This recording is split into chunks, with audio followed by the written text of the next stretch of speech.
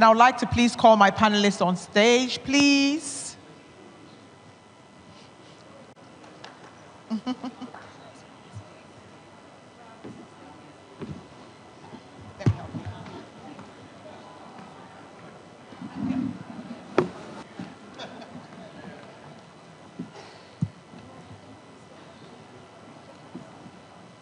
Go this way until he comes, yeah.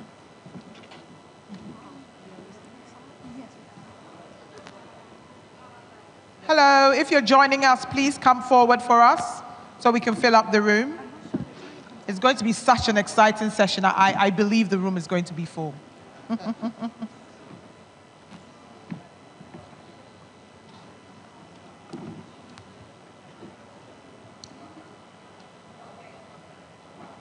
luck? So we can just go ahead. Yeah. Okay, all right, cool. Okay, all right, cool. Right. Please, can you please take your seats for me and move forward if possible?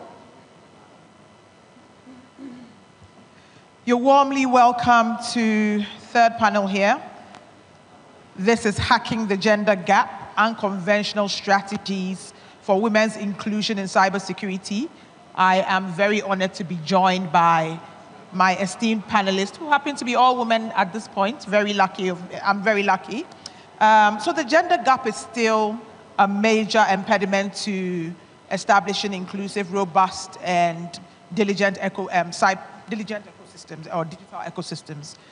With a quarter of the global cybersecurity workforce being women, it's time to rewrite the input. It can't be just 25% of us. I think we need to be more in the sector.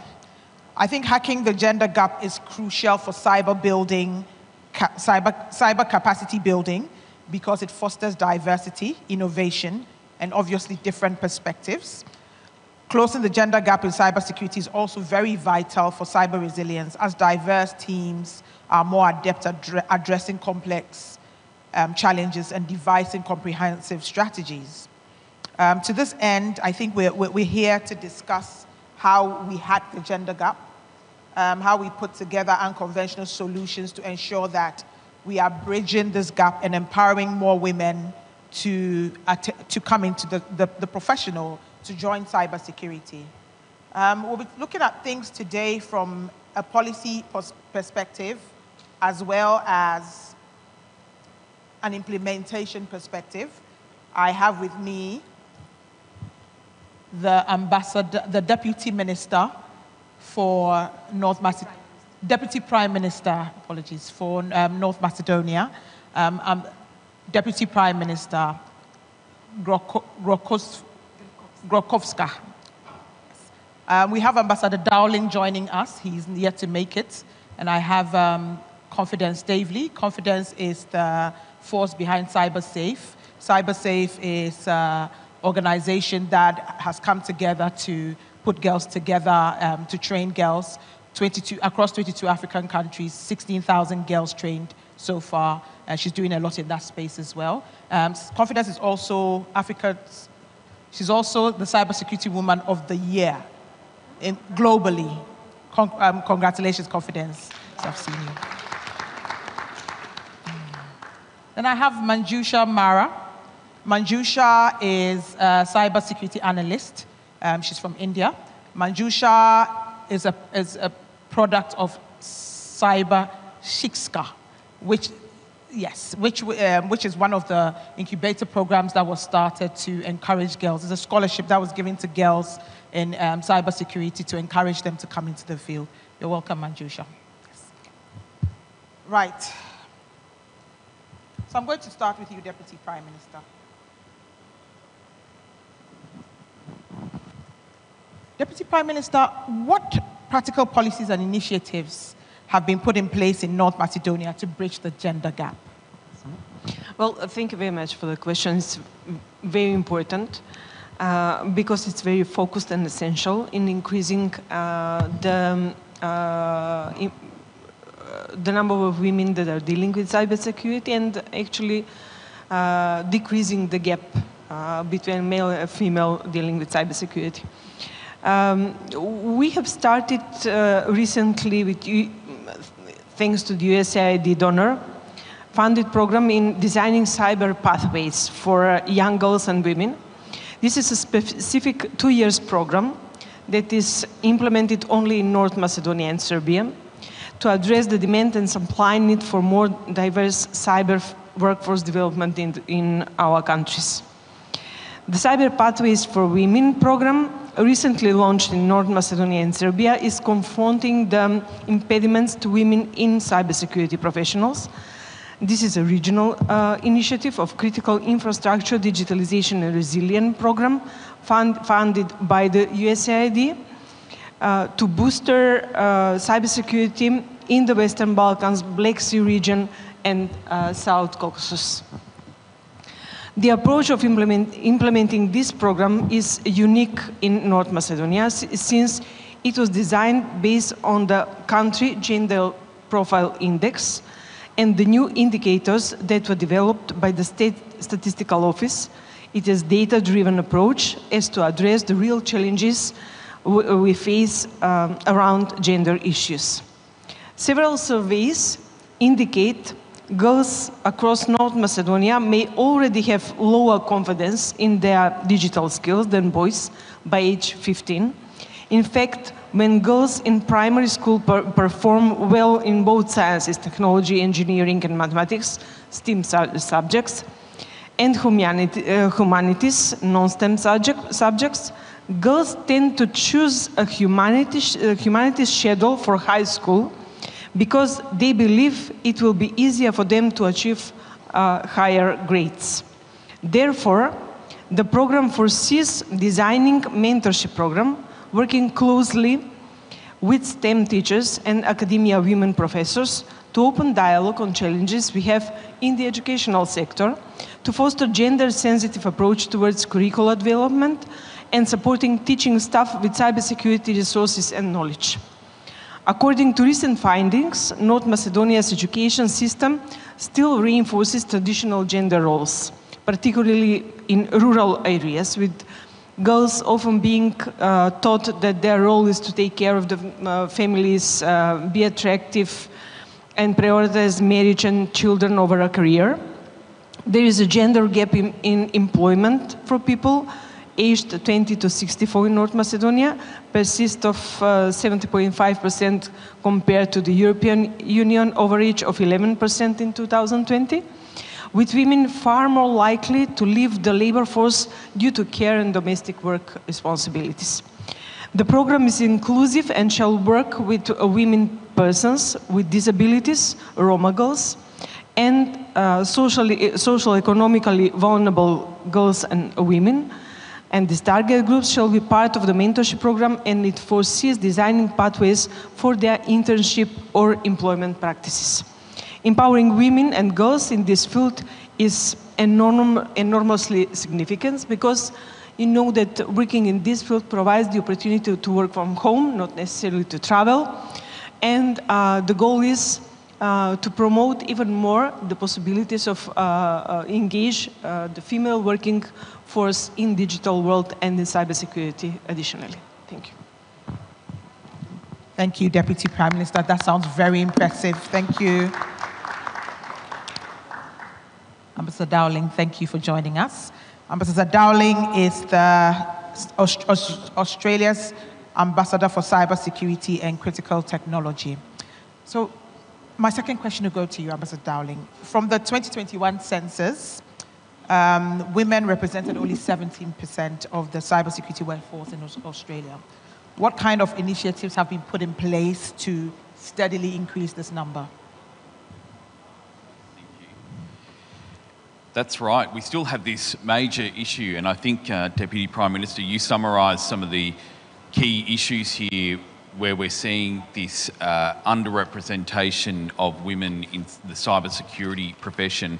In spite of many efforts and many intentions, we still see this pervasive myth that working in cybersecurity or working in digital technologies is something that males are more proficient at, even though there is now reams of evidence to show that that's actually just a cultural stereotype and that there is no gender advantage in those professions.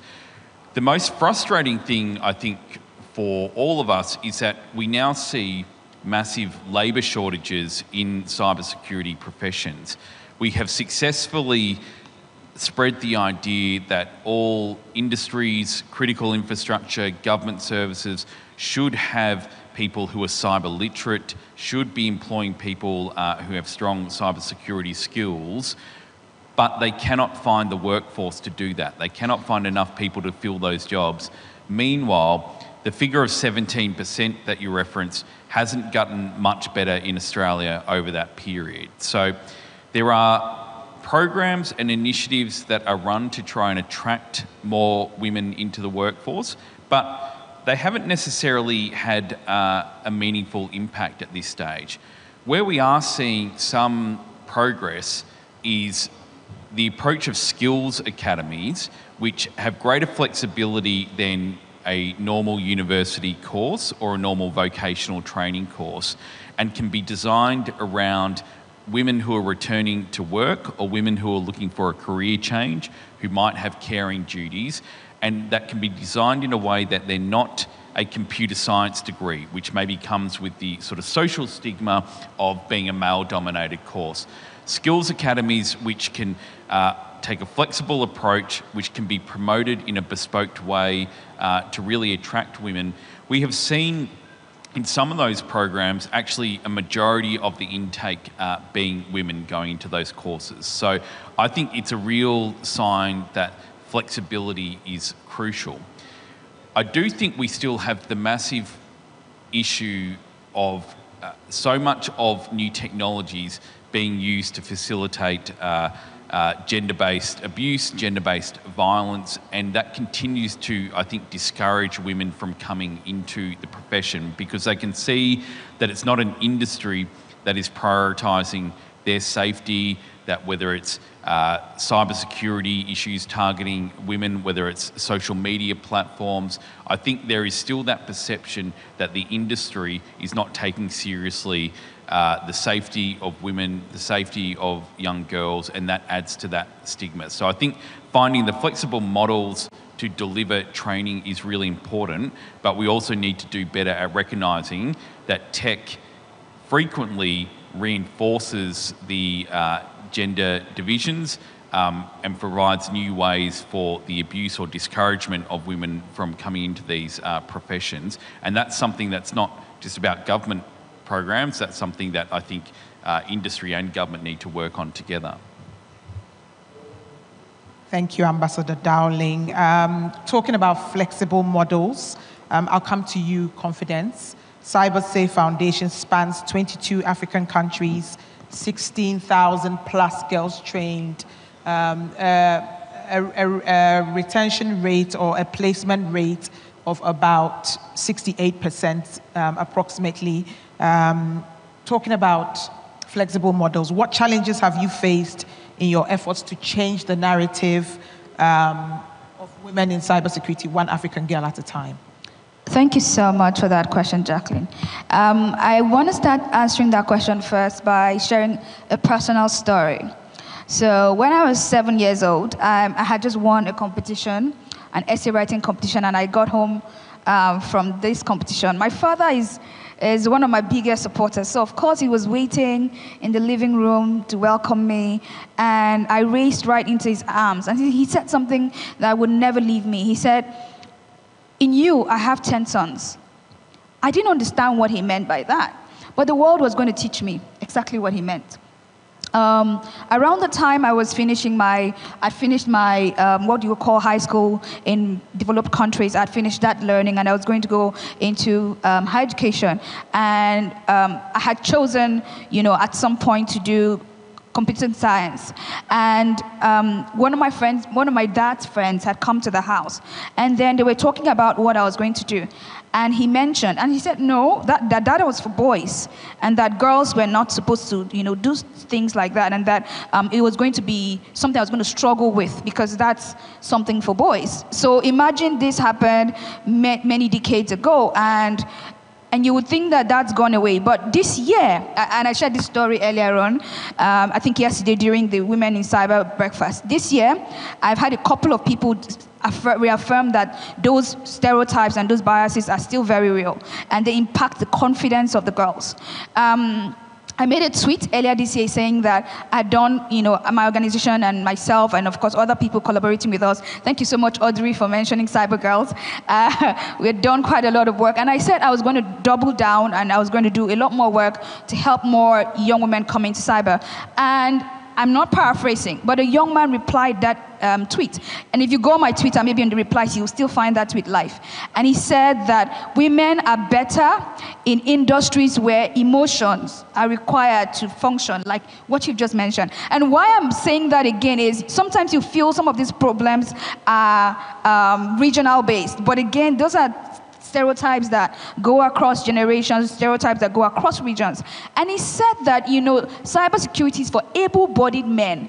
So I make this joke often, but I want to ask you, in your office, if you work in cyber, do you carry around servers on your shoulders? Is that part of your work? Because maybe that's what an able-bodied man would be required for. But he said this, and there was an argument that went back and forth. And then there were people that were, following up with that commentary and that whole thread, supporting what that was about, And while you would think that's a one-off case, we get that very often.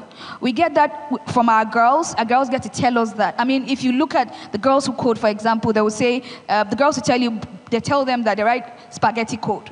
So there are those things that girls get to hear, and their confidence levels as to whether or not they can make a career for themselves in cyber really get impacted. So one of the key things I believe we do on our program, I believe we can do more as a community, is drive a mindset shift. Now, we use many tools during the Cyber Girls Fellowship. Like she mentioned, we currently run Africa's biggest cybersecurity training and mentorship program for women on the continent. And we do this through a 7-month intensive training program.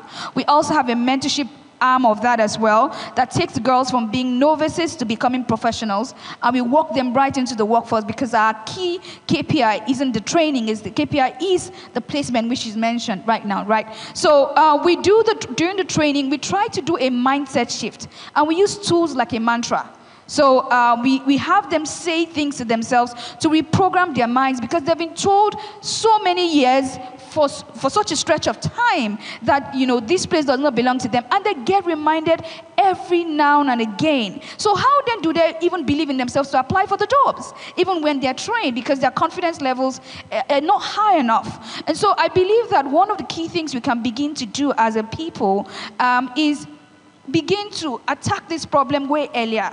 So can our program right now targets 18 to 28 years old young women, right? But what if we took this to primary schools? What if we took this to much younger girls? Like my father, for example, made me feel like there was nothing different. And when he said, in you I have 10 sons, and he will always boost my confidence. I would say that my father is responsible for my self-esteem. But I'm saying that to say, how many girls have that, that particular feeling that they can do anything, and one of the anythings they can do, if they're interested, would be tech. So we need to move this back in the pipeline and actually have mindset shifts get to happen. We also need really availability of infrastructure.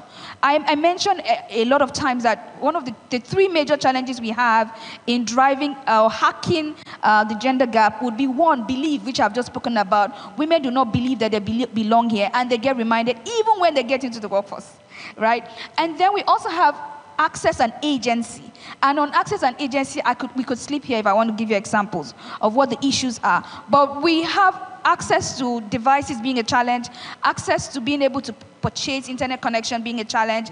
And through our program, we happen to manage and strive to close those gaps. And sometimes it gets really frustrating. Recently, in our second cohort, we had to crowdfund for our computers to come to the girls because we found out that our best performing girls didn't have laptops. We had stories of girls going to borrow laptops in someone's house and maybe spend the night over just to be able to use a laptop to learn. I mean, aside the many dangers that could pose to them. But it shows, one, that resilience is a thing that they have, and they want this bad enough, but they don't have the tools required.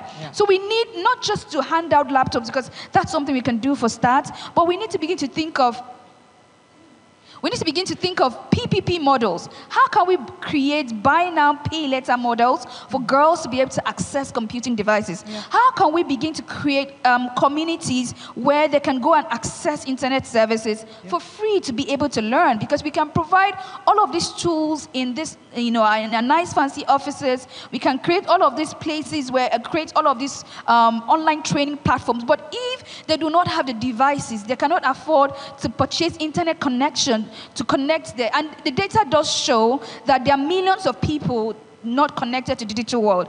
And a high percentage of them are Africans, and a high percentage of them are women. So we must also begin to think of how to bridge that gap. I'll also say, before I close that, because I know Jacqueline's looking at me like, you need to wrap up, right? I would also say that one of the key issues that we need to have is a mindset shift for our industry leaders. Women are not something to just make up a quota. Once you're beginning to look at women as actual talent,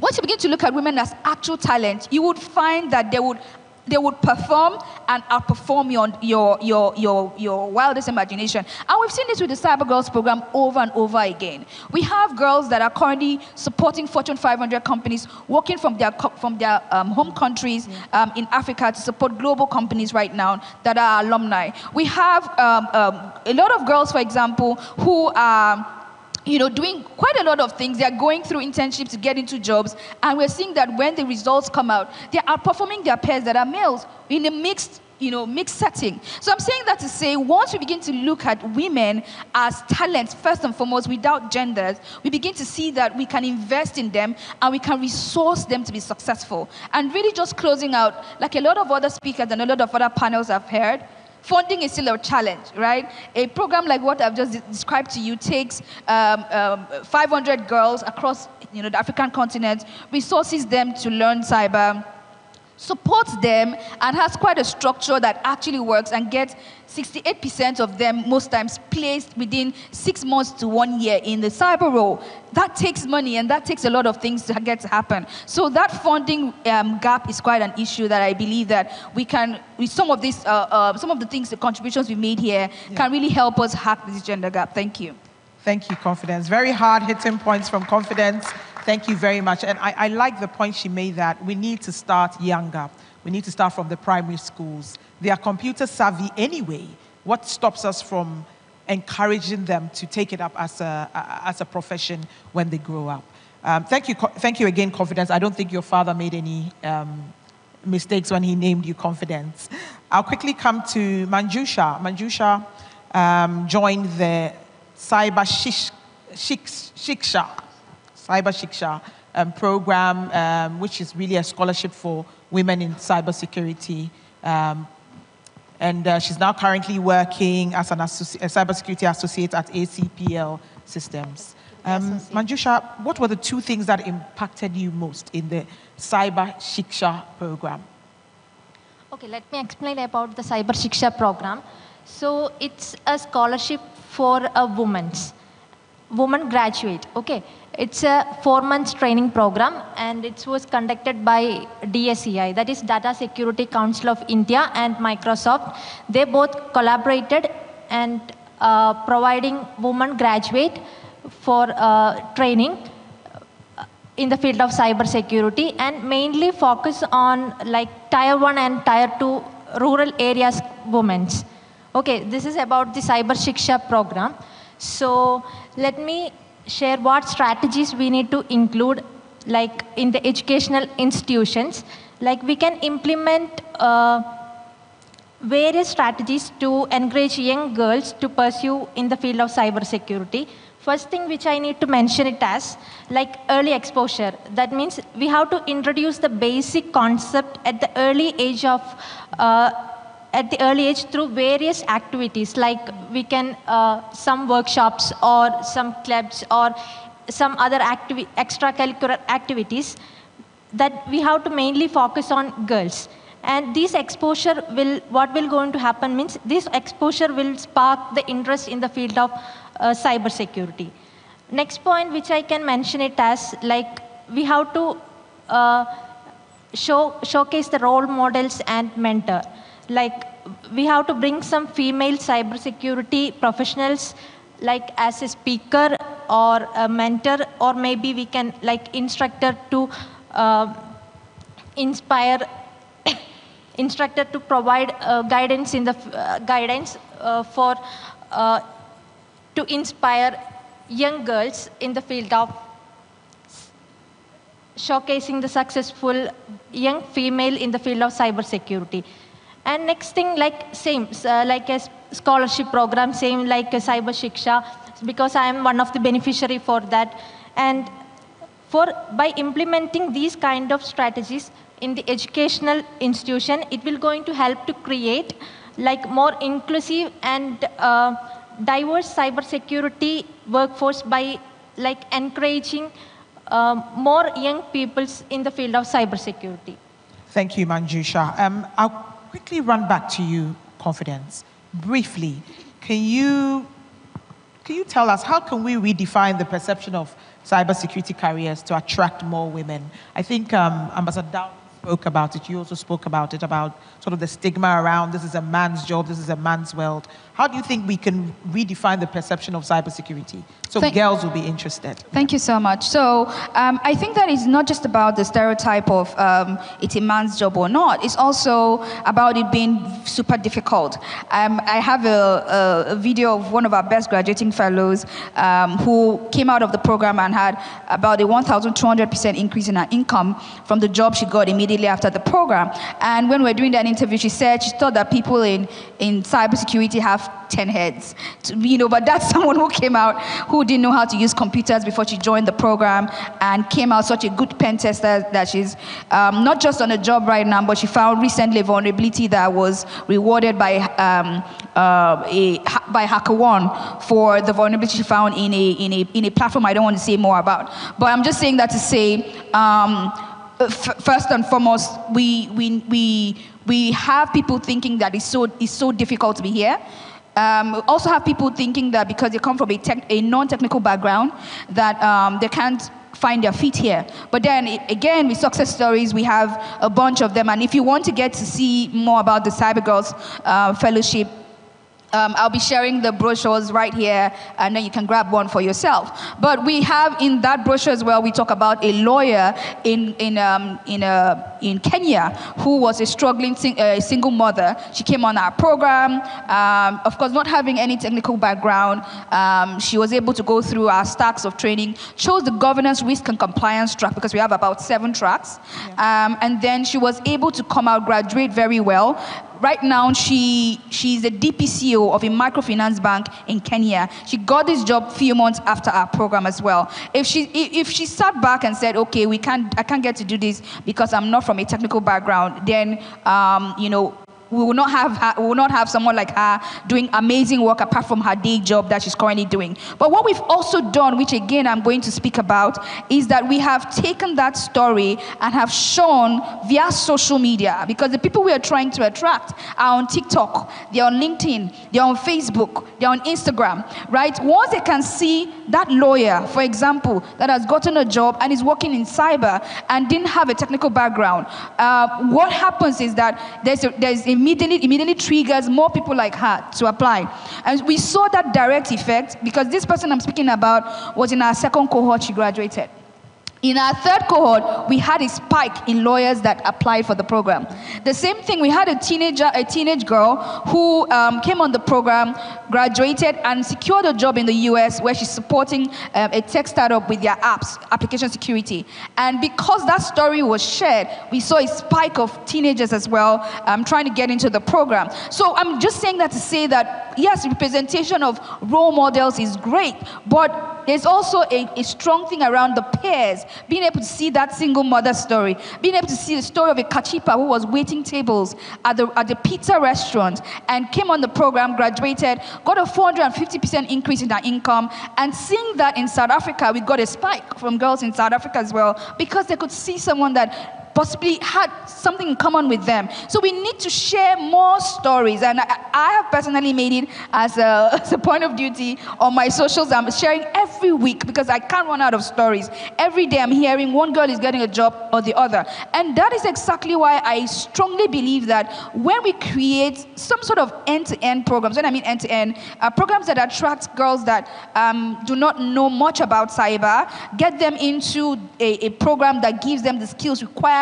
to start, we will then be able to jumpstart, their entry and get them in. I believe that strongly that is something that we will get a lot of results from. We also need, I don't know how we're going to get to do this, but with mainstream media, a lot to actually change the images that we get to see. Maybe in due time, with a lot of the awareness we're creating with women in cyber, that we get to see female hackers in movies, for example. We get to also show that it's not just hackers that we have in cyber. We have many other people doing amazing jobs. Yeah. We have defenders as well. And then supporting female-focused programs.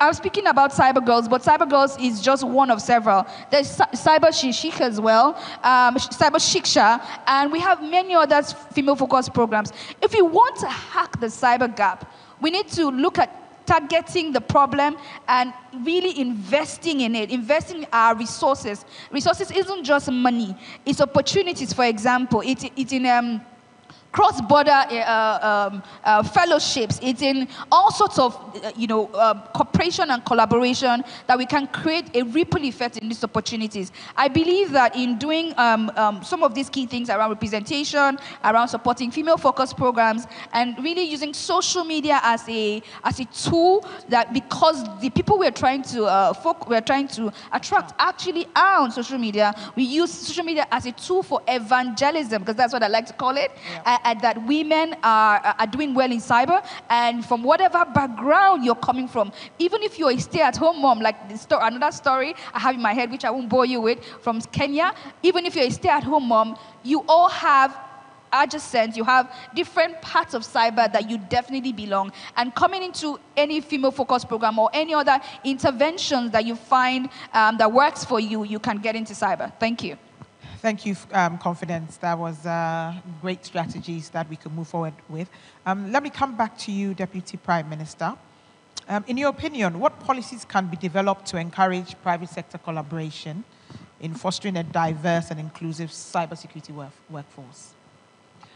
Well, we must ensure the gender component is included in cyber, but also at the same time to ensure that cyber is included in all horizontal policies. Mm-hmm. We have acknowledged that as a government, so we have adopted operative plan for active employment that was adopted by the government and implemented by the Agency for Employment. Yeah.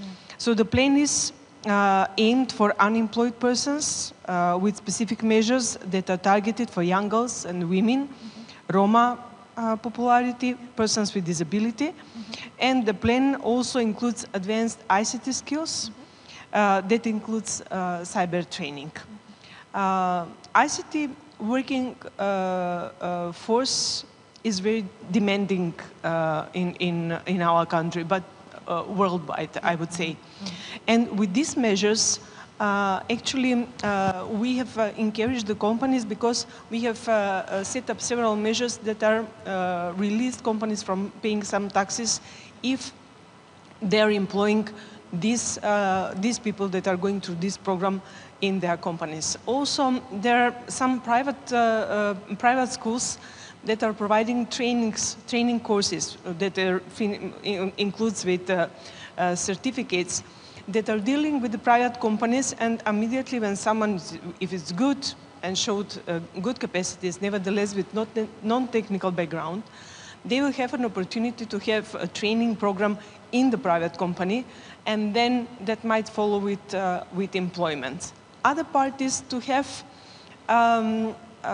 universities on board.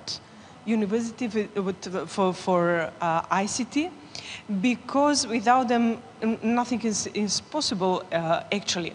So the companies, the private companies have an interest to make a memorandum for cooperation with the universities and use them as a pool of attracting already students as a workforce. But this is only one small part of the, I would say, much broader national strategy that we have introduced to decrease the gap. That's a gender-balanced national strategy. In that regard, we have put several measures, several indicators that we need to follow to find out what kind of policies based on that data to overcome gender gap we should establish.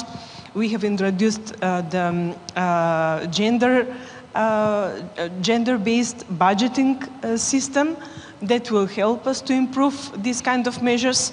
And I think that it is just a matter of time, the persistence, the determination. I'm very much in favor of quota. I was talking about this yesterday morning during the breakfast session, that I have been the initiator of, and we have established gender quota in our youth strength back in 1991, and we have been the first organization that we started to talk about gender quota and introduced it in our youth organization. Our biggest opponent were other women, because they thought that it is humiliating for women, and I strongly disagree on that. Because if we didn't introduce gender quota for the party bodies, and then in political life, in local and parliamentary elections, on the list with the percentage, it wouldn't be possible to provide the space for the women who are really capable and good enough to have them on the list, to provide them there. Because otherwise, you know, always a male are those who will have a privilege. So the quotas are not that is something humiliating, but a tool that will provide the spot that women already deserve, but without them we'll never get it. So maybe we should think of having a specific gender quota for students, for bachelors in the university, for the ICT or cybersecurity subjects, and I strongly believe that it might have serious contribution on increasing the number of female in cybersecurity and these items. Thank you. Thank you, Deputy Prime Minister. I love that idea of introducing a quota for women in universities. Mr. Dowling, I'm going to come back straight to you. Still on public-private partnerships. What role can these kind of partnerships, that's public-private partnerships, play in developing initiatives to attract and retain more women in cybersecurity roles?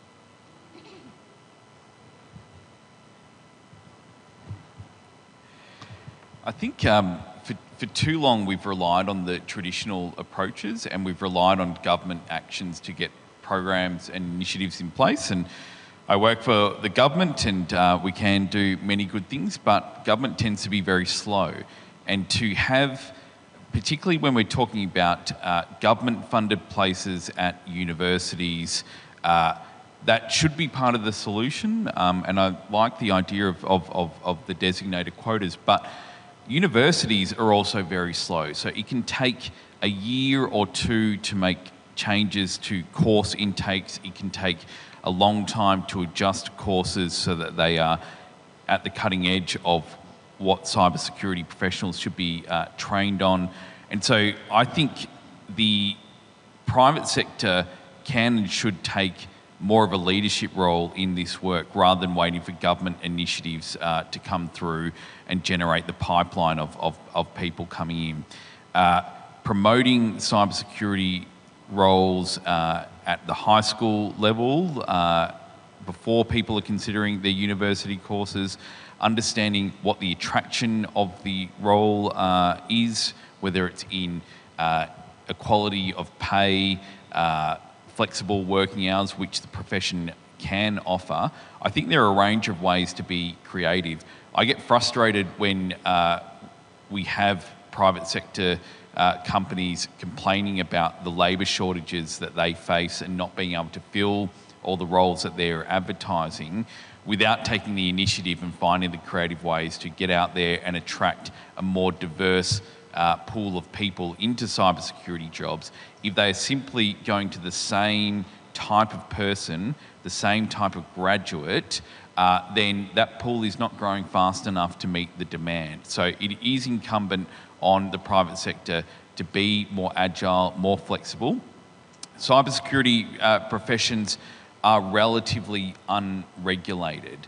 Now, I think we'll see that change over time. We'll see things like professionalisation, licensing, other such regimes considered around the world, but for the time being, there's actually enormous flexibility.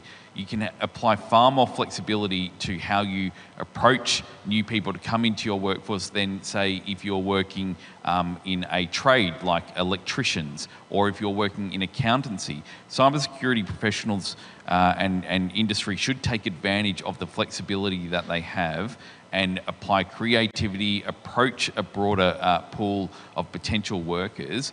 And I think, to be fair, the academy-style approaches, the flexible arrangements of training plus working and opening up the profession to a broader range of people, but it's happening quite slowly. So I'd like to see the private sector really seize the initiative here.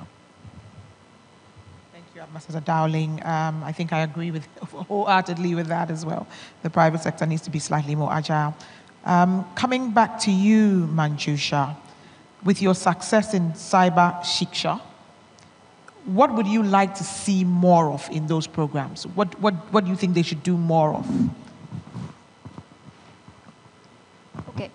First thing is, like, we have to do some hands-on practicals. Like, we have to more practical activities need to, actually, we have to do some cyber security stuff, like what we can say, like we have to do some practicing code or some like defending against simulated in cyber attacks.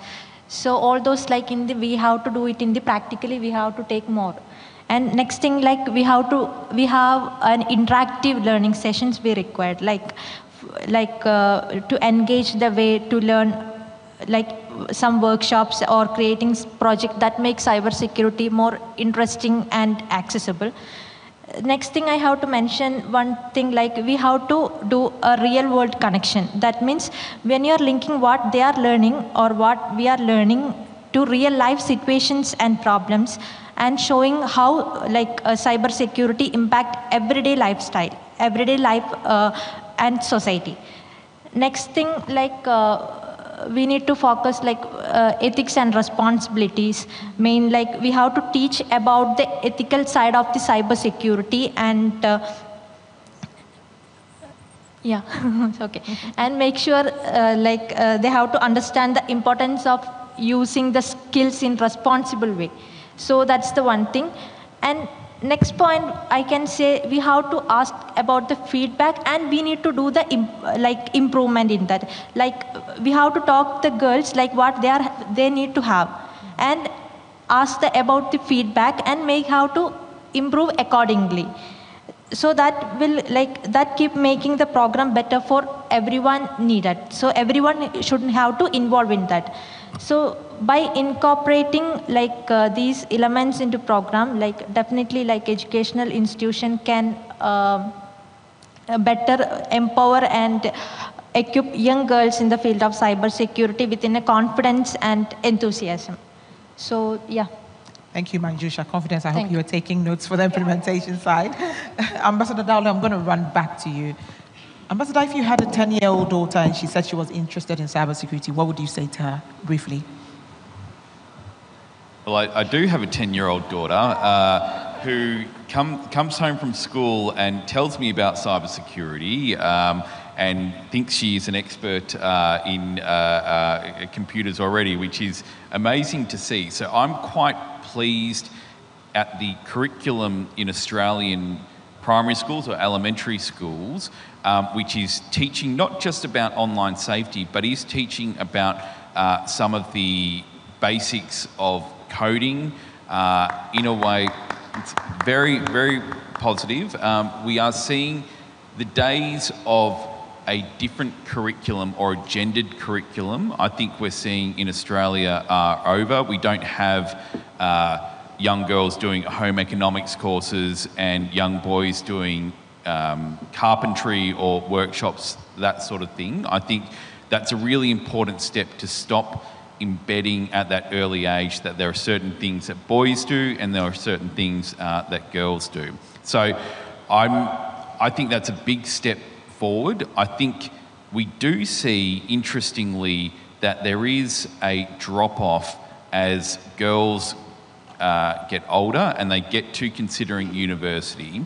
You can see that some studies show the interest that girls show in cybersecurity or computing or ICT or digital technologies can actually be strong, but then will drop off. And so we clearly still have a problem where we can generate that interest in girls, but by the time they become young women, those societal norms about what professions are available or attractive to them revert to the sort of traditional approaches. So I think we've made really good steps, and I'd love my daughter to continue to have that interest, but I do think as she grows older, as she turns 16, 17 and is looking at university courses, there is clearly a job to do in maintaining that interest or not subtly reinforcing the old gender norms. And we all do it, we all know we do it, we see it in culture, we see it in TV, in books that we read. Those gender norms are still prevalent and can be really strongly reinforced in ways that sometimes we don't realise that we're doing. So I think we've made positive steps, but it needs to be maintained throughout that education period. It needs to be something that's messaged at home, in social settings, to ensure that interest is maintained and that we don't subtly or tacitly discourage girls from continuing that interest as they grow up. Thank you, Ambassador Dowling. That was absolutely brilliant. Yes, we might have made strides in redirecting the younger girls or the young girls, but how do we sustain and maintain that going forward when they start growing up and thinking they know everything? Confidence, I'll come to you as we wrap up. Confidence, with the success of CyberSafe so far, what do you think it would take to replicate and scale this model as a solution to hack the gender gap? Briefly, please. Thank you so much. Just to share a couple of some key numbers. Yeah. Last two cohorts, when we opened application, we received 8,000 applications and only had space for 300 girls. Last year, when we opened applications, we had 20,000 applications and only had seats for 500. Wow. Clearly, we've done well at attracting the numbers, but we don't have the funding to scale the work we do. And this is where I call on all of us. It would be great to get our support, not just to CyberSafe, but to every organization doing this work. She leads, you said she leads cyber, right? Yes, so that's another amazing organization doing some great work in Canada. And you can find one of those around you. To mentor, you can fund if you're a funding organization, because it really just takes a village to do the kind of work we're doing and to ensure that the gender gap is hacked. Another key thing I want to mention is that we use, if you check the brochure that we're going to be sharing, we use something called the pyramid of learning, and some of the key things we do is experiential learning. So they learn by doing, and we do that through the lab sessions and everything like that. But we need more organizations to step up and provide internship programs for the people who come out of training programs like the ones we're doing, to be able to get easier into the workforce. Generally speaking, we always, as an industry, try to prioritize the chick over the egg. We need that egg first, and then we can get the chick. But when we are all talking about the chick, then we've created a problem that around hiring that really is a self-inflicted one. We want already made people to come into those roles, but we've not created the channel, we've not created the ways that we can manufacture the kind of talents. Because none of us is born talented with those skills that that we now need in cyber. We get to raise people, we get to train people to have those skills. So that pipeline is an intentional effort that I believe that even with some of the strategies you spoke about and policies and some of the other things that organizations can by themselves do, we can intentionally reward organizations that create those pipelines. We can create virtual simulated environments where people can go in and gain some sort of hands-on skills that resembles a real-world environment. We need all of those kind of things, and we need your partnership as well with hiring. Thank you very much. Thank you, Confident. I think you've raised some great points here. Thank you very much. Ladies and gentlemen, I think the charge, we'll come to questions, please. The charge has been laid firmly at our feet. She said it takes a village, and it really does. I know there are some people in this room who are doing quite a lot. I can see some mentors here. I can see some mentees here. But it does take a village, and let's all come together to give that support. I'm going to close with you, Deputy Prime Minister. I know you spoke at the Women in Cyber Capacity Building breakfast yesterday. I thought, could you please share your key takeaways from that event, please? Well, if I can be as more precise as it's possible, we already are aware what we would like to achieve. We know our goals. The challenge is how to have more men on board with us to achieve that goal as soon as possible, and to make them aware that it is no big deal and that it's nothing scary for them to have more women on executive positions, that we can just even more have even greater contribution for positive changes in society. Because I strongly believe that young people and women are those who are fostering positive changes in society. I'm sorry, men, but it's my strong belief based on the historical facts, of course. So I spoke about that yesterday. I established and launched the Southeast European Good Governance and Anti-Corruption Women Leaders Forum, because it is a forum for gathering the powerful women on the executive level, women with integrity, especially dealing with these sensitive issues like good governance and anti-corruption. And the base of the cybersecurity and ICT strategies is actually good governance as a policy. Because women dealing with this issue in professional and way, with integrity, it's very easy to be compromised by the society, who wouldn't like to be discomfort. I mean, in general, they are pretty much comfort with the current position. And when you need to get the work done, you have female on the lower level position that will do all the best. But then, on the higher level, on the executive power, there is no room for us. It's mainly male position. It is very difficult to break stereotypes. It is very difficult to change the mindset, and I would say that is the most challenge things for all the society and is how to change the mindset of the people. But since we are convinced that there is no other way, that we are fighting for the great purpose, then every second of our effort is worth of full energy and determination that we can dedicate to achieve that goal as soon as possible, because we know that it's worth it for the benefit of our societies. Thank you, Deputy Prime Minister. Ladies and gentlemen, I'm having a great time. I'm looking at the time. I don't want this to end. So we've heard from the policy side of things from Deputy Prime Minister Grkovska. We've heard from Ambassador Dowling as well in terms of the policy side of things.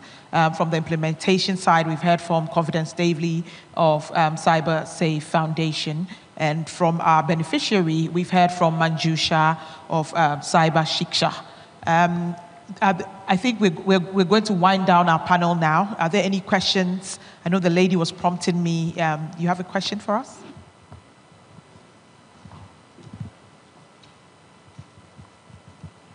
Thank you very much. My name is Rebecca. Introduce yourself to ask the question. Say again, okay. My name is Rebecca Yakubu Akatue. I am a graduate of cybersecurity, a PhD, for that matter, PhD, and I develop cybersecurity models. I think they've all said very similar things, but what I want to say is that from the studies that I had at that level, at the PhD level, I noticed that the problem we have about cybersecurity in terms of hacking the gender gap is because of the way we teach cybersecurity. I didn't have any knowledge about cybersecurity before I started the PhD. I went through a 4-year program, and then I graduated during the 5th year at a very advanced age. We were 4, but I was the only lady who did cybersecurity. And the program I did wasn't necessarily a cybersecurity program. It was conflict, peace, and security at the Kofi Annan International Training Center. But I wanted to major in security. And I noticed that most of the gentlemen that were in the program with me, the PhD program, younger than me, I was the oldest in the program, were all focusing on human security, that the dimension, the 7-9 dimensions that we all knew. Then I said, no, this is becoming too common, so let me look at information security. That made me to narrow down into cybersecurity. So for the 4 years study that I did, I made sure that I studied everything in cybersecurity, except for the hardcore cybersecurity, like going into systems and hacking. Even though I can do it, I have a fair idea about it because I had some short courses before I did the PhD. But let me just summarize what I was trying to say. I noticed that the way we teach cybersecurity, I've sat in several cybersecurity classes, and I noticed that it is that is the problem we have. For example, I can't see you teaching cybersecurity without without relating it to international relation or cyber warfare. What they do is that they start, those who teach, especially for Ghana, I can say a lot about it. They start teaching the technical aspect of it. If you start teaching the technical aspect of it, most people will not, and in fact, that should be another model. You have to start with the introduction. Cyberspace, you cannot teach cybersecurity without knowing what the space is about. The space is about countries. You have to integrate all those areas before anyone can understand what cybersecurity is about. From the discussion, I noticed that the focus is about the technical aspect, and that is what discourages especially young ladies and even the gentlemen from doing cybersecurity. It has so many dimensions, and not until I developed the model, so I know. Not until you do it systematically, you will get it wrong. And the young girls will run away from it. But cybersecurity is not just about the hacking and penetration testing and all that. No, it is far from that. I mean, so I think we have to know the way we teach it so that people can see that the areas are so diverse than just the technical aspect. Thank you. Thank you, Madam Rebecca, and congratulations on your PhD. Ladies and gentlemen, I would like to say thank you to my esteemed panel. Thank you, Deputy Prime Minister. Thank you, Ambassador Dowling. Thank you, Confidence. Thank you, Manjusha, for joining us. And thank you to you, my beautiful audience. Thank you, ladies and gentlemen, for joining us. I think it's been a great conversation on hacking the gender gap. I would throw a challenge to all the gentlemen here to be allies, to support us as we try and pull more ladies, more young women, little girls into cybersecurity. Thank you. My name is Jacqueline Hanson-Kotei. I've been your moderator. Thank you.